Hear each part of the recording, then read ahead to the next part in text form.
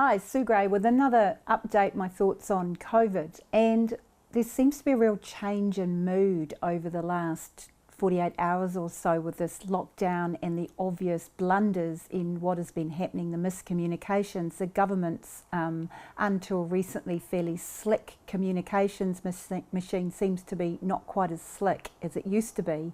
And this idea that the Prime Minister's prepared to blame individuals rather than accept responsibility for breaches by the government is not going down well, with people in Auckland whose businesses are closed, jobs are at risk, lifestyles are changed, but even the people in the rest of New Zealand, because it affects actually all of us.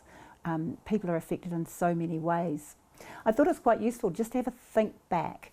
When we first heard about COVID way back at the start of 2020, we were told that it was sort of the new Ebola. You know, the death rate was around 1/3 of people who were exposed. It was very scary. It came out of China. We didn't know much. We didn't know what was true and what wasn't.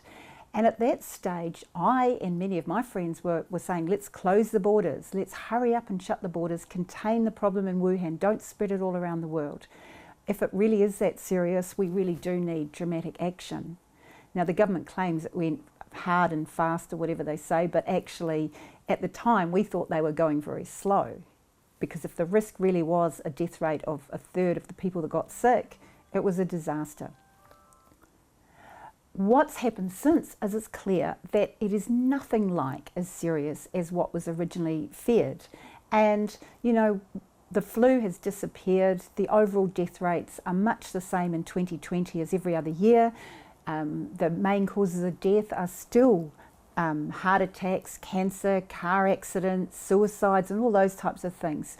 Particularly in New Zealand, actually infectious disease deaths were down last year, but all around the world, even in the places with the very biggest numbers of so-called COVID deaths, the overall death rate was much the same as other years, give or take a small percentage change, but within the same ballpark. So why are we so focused on COVID? Why are we so worried about one thing, the COVID numbers, and why are we not worried about all the other things that we used to be worried about? We used to be worried about mental health. We used to be worried about the economy. We used to be worried about people's relationships with their families and education and all of these other things. Suddenly none of these other things really seem to matter anymore. We're so worried about COVID statistics that everything else is just ignored. And for me, that is at the heart of the problem that we're seeing now, where the Prime Minister is getting increasingly almost panicky. She's losing control. She's lost her team of 5 million, her so-called team, because people are asking questions. She's blaming individuals for not following her rules, but people are saying, hang on, why should we follow arbitrary rules? We're happy to follow rules if we understand what they're there for, but we're not happy to just do what we're told and jump because somebody tells us to jump, to lock ourselves up because somebody tells us to lock ourselves up. That's what happened in Germany and led to the Nuremberg Code. We're getting some sort of propaganda that is telling us that if we don't behave, we don't know what we're talking about. We're being told not to think and not to make our own decisions. We're being told to dob in our neighbours. It is the opposite of what a free society like New Zealand used to stand for. And it's a bit like you put the rat in the warm water and heat it up until it burns to death.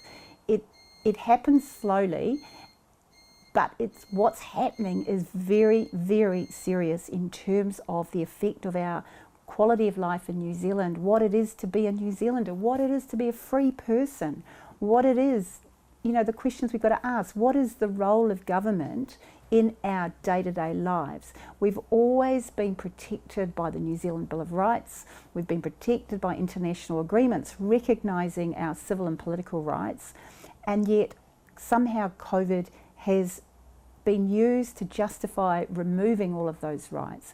Well, if it can be removed because of a theoretical problem that hasn't really struck New Zealand, that means that our rights aren't really rights at all. So it's time for us to have a good hard look. The strategy that the government's taking with these constant lockdowns and closing off from the rest of the world is not working. It's not a sustainable strategy. We've got to start looking at alternatives. How many times have you heard somebody in government saying, let's enhance our own immunity, let's take back control of our own destiny, let's eat healthy food, let's have a healthy life, food is thy medicine, let's think about getting in the sunshine, let's think about exercise, let's think about having vitamins. There's a whole lot of possible treatments, ivermectin and hydroxychloroquine, that doctors around the world are saying work. They may work for some, they may not work, but let's at least look at them. Let's put all of the options on the table. Their very, very narrow solution of lockdowns followed by a vaccine, and we all know that the vaccine is not proven to be safe and it's not proven to be effective to cut transmission or anything else. And indeed, many of the countries that have rolled out the vaccines have had an increased number of cases and an increased number of deaths per case. So the severity has gone up, as would be expected with a vaccine that codes your mRNA to make this S spike protein, which causes these very nasty side effects.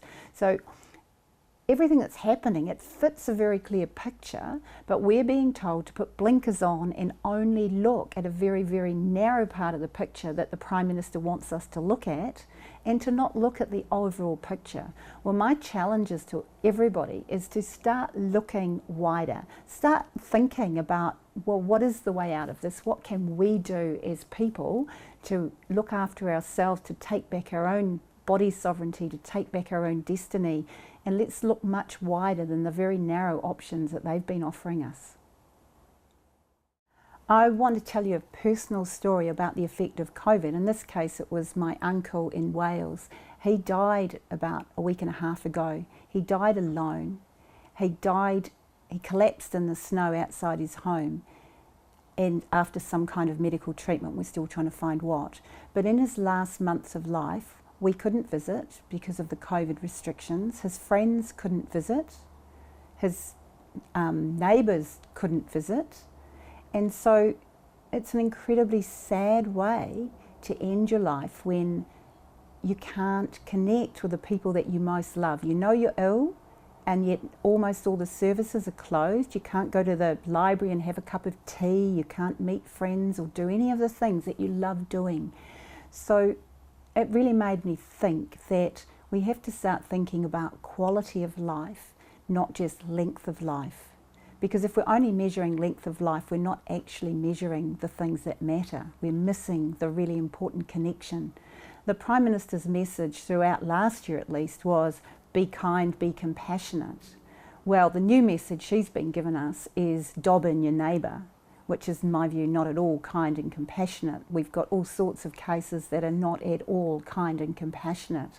And I think that what's really important is that as human beings, as living people, we naturally are kind and compassionate. We naturally want to connect with people. We want to be with our tribe, with our herd. We want to have fun. We want to go and have adventures. We want to live our lives. And we don't mind being careful if there's a real problem. But we also have to balance the seriousness of the problem against the loss of all of the things that are so important to us, because everything has got so out of proportion. With the ongoing lockdowns, the ongoing certainty, this locking up of a mother and her baby in a windowless room, all of these cruel and inhumane things are happening to people. People that have got a university qualification can't get a job, or there's so many adverse effects on our mental health and our physical health and our future hopes. And we've somehow got to start thinking much more positively and creatively. And the way that we get positive is when we have hope. And the way we get hope is by getting back control of our own lives, working out what we can do, not being run as puppets on a string from Wellington, but actually taking back our choices for ourselves. We're grown-ups. We might make mistakes sometimes. We can learn from our mistakes, and we can actually learn what we need to do to thrive as individuals and as a community. We've just gone down a very black path at the moment, and it really, really concerns me. So let's all take a moment to reflect what we can do. What's really, really important to us? Is it length of life or is it quality? And let's take back being human beings. Let's take back having our friends. Let's take back having our connections. Let's take back supporting our local businesses to thrive, our local food supplies. Let's put the government out of the forefront of our lives, back out to peripheral role, and let us, the people, we the people, take control of our future destiny.